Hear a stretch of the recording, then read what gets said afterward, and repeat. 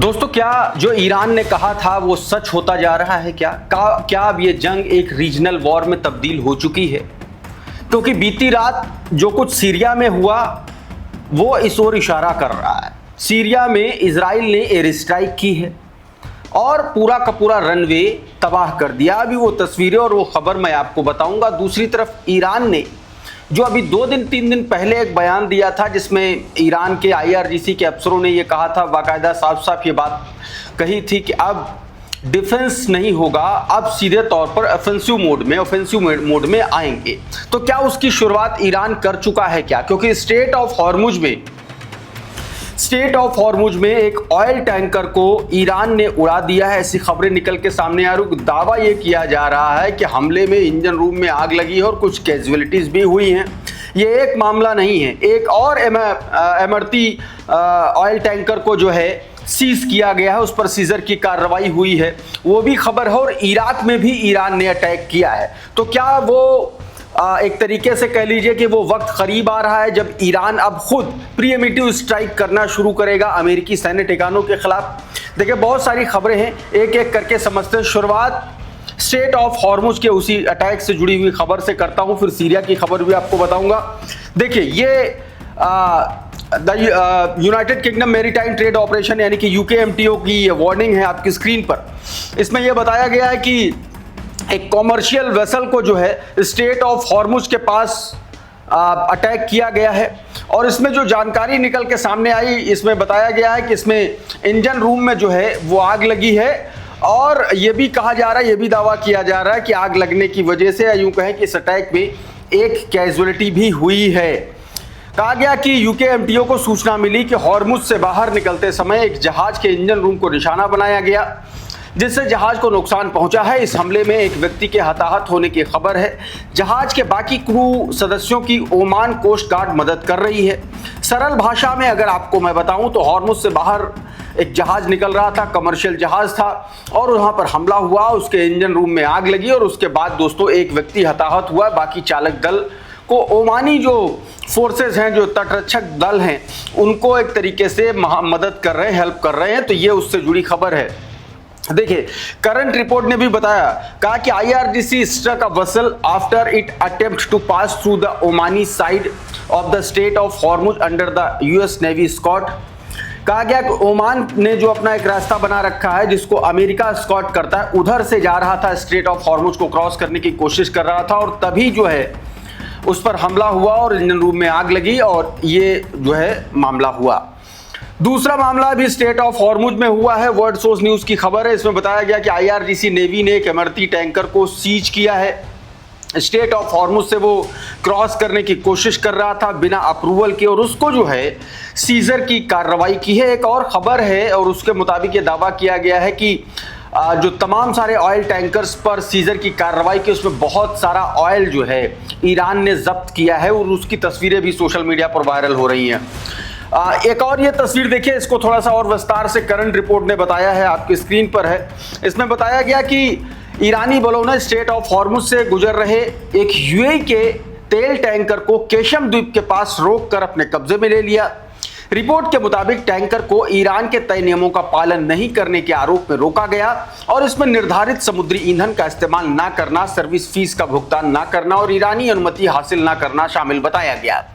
यानी सीधे तौर पर ईरान ने आरोप लगाया है कि बिना अनुमति के ये टैंकर जो है वहां से गुजर रहा था और उसके बाद उस पर सीजर की कार्रवाई हुई है। अब मैं आपको एक और तस्वीर दिखाने की कोशिश करता हूं, जो सीधे तौर पर ईरान ने जो एक तरीके से आप कह लीजिए कि इराक के कुर्दिस्तान वाले इलाके में अटैक किया है। मैंने आपको रात में एक वीडियो दिखाया था जिसमें मैंने बताया था जो इराकी कुर्दिस्तान है, वहां का जो प्राइम मिनिस्टर है, उसके ऑफिशियल कार्यालय पर अटैक किया था।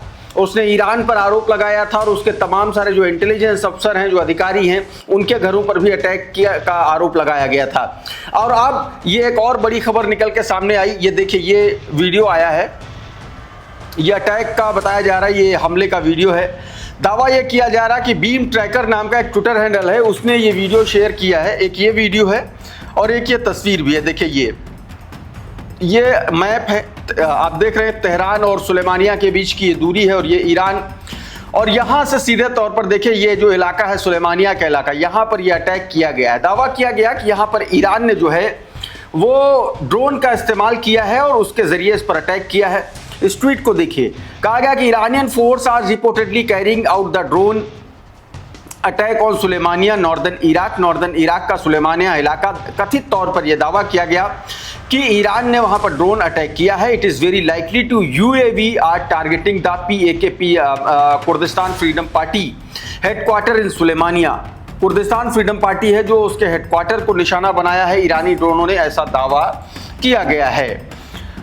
उधर सीरिया में एक के बाद एक 4 एयर स्ट्राइक इजराइल ने की हैं। एक वीडियो है उसमें आप आवाजें सुन पाएंगे कि किस तरीके से हमले हुए होंगे रात में। सुनिए जरा ये वीडियो। ये जब एयर स्ट्राइक हो रही थी, जब धमाके हो रहे थे, उस वक्त का ये वीडियो है। अब ये ट्वीट देखिए, इसमें दावा किया गया कि रात भर किए गए हमलों में रनवे को निशाना बनाया गया। इस एयरबेस में असद के बाद उभर रही सीरिया की नई वायुसेना के विमान मौजूद हैं। इनमें करीब 2 बहाल किए गए Su-22 लड़ाकू विमान और कई L-39 ट्रेनर विमान और पुराने हेलीकॉप्टर शामिल हैं। यह हमला ऐसे समय में हुआ है जब उत्तरी सीरिया के ऊपर Su-22 विमानों की ट्रेनिंग उड़ानों एक तरीके से ट्रेनिंग के वीडियो सामने आए थे और उसके बाद वहां पर इजराइल ने ये अटैक कर दिया है। इस ट्वीट में ये बात साफ तौर पर बताया गया है। कहा तो यह भी गया है कि Israeli jet hit Abu al Duhur airbase in eastern Idlib. Idlib जो है पूर्वी इलाका है, वहां पर उस एयरबेस पर अटैक किया गया है और 4 एयर स्ट्राइक की गई हैं। हालांकि अभी तक कितना नुकसान हुआ उसकी अभी तक जानकारी निकल के सामने नहीं आई है। IRIB के हवाले से मिडिल ईस्ट ऑब्जर्वर ने भी इस खबर को बताया है।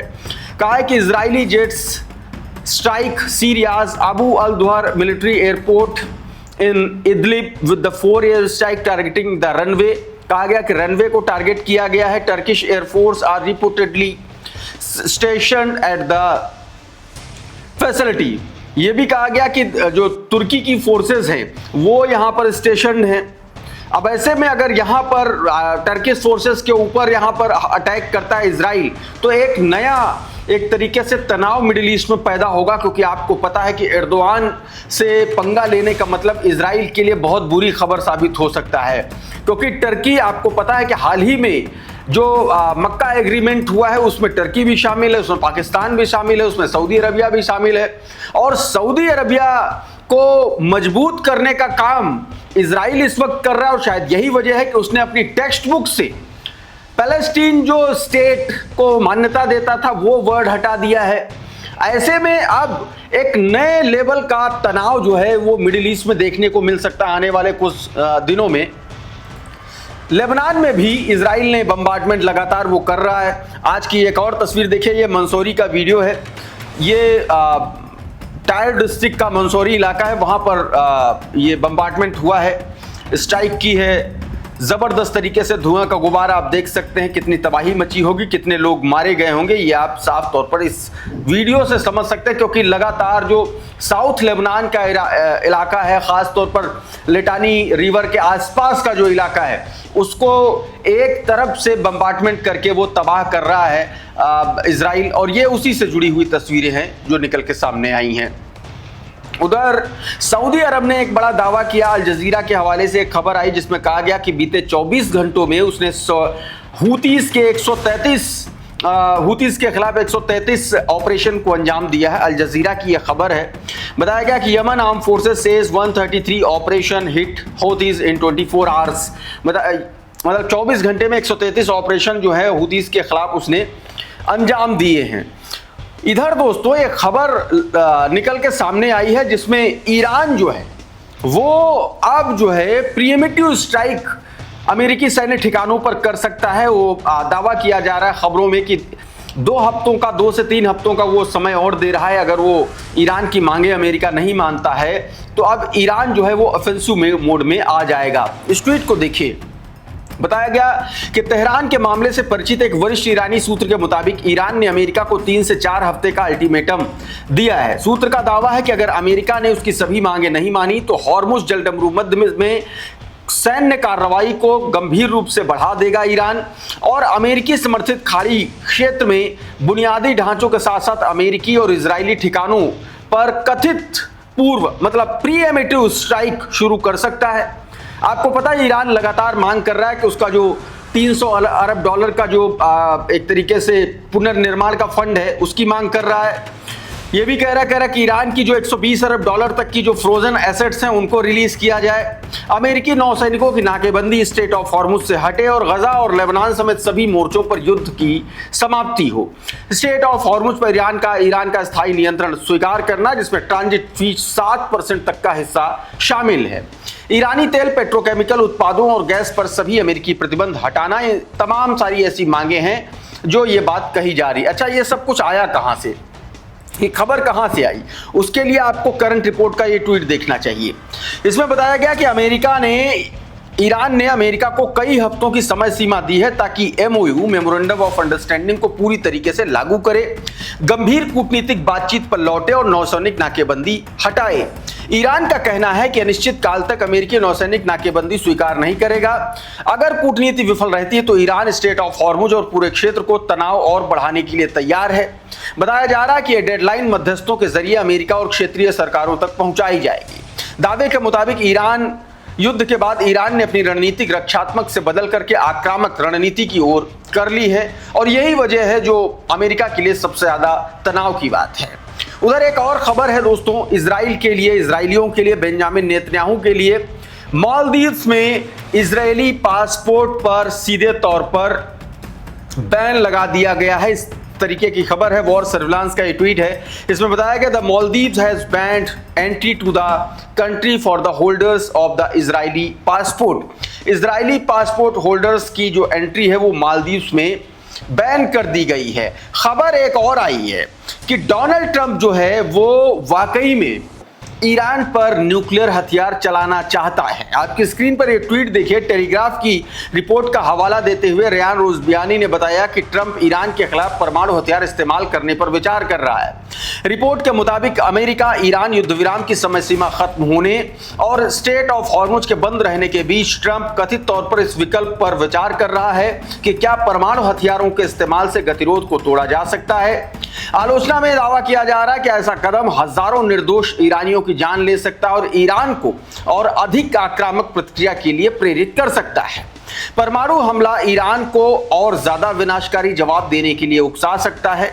केवल सैन्य ताकत से ईरान का झुकाना आसान नहीं होगा। इसका सबसे बड़ा असर आम नागरिकों पर पड़ सकता है, यह इसमें दावा किया गया है।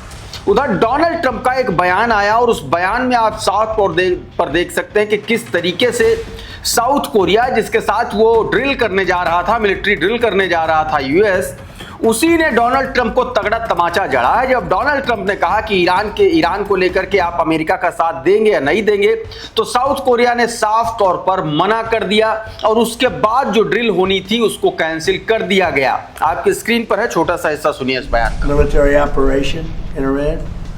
तो दोस्तों अभी के इस वीडियो में बहरहाल इतना ही। बहुत बहुत शुक्रिया, बहुत बहुत धन्यवाद। आप जुड़े रहिए आपके अपने channel the conflict lens TCL के साथ। नमस्कार।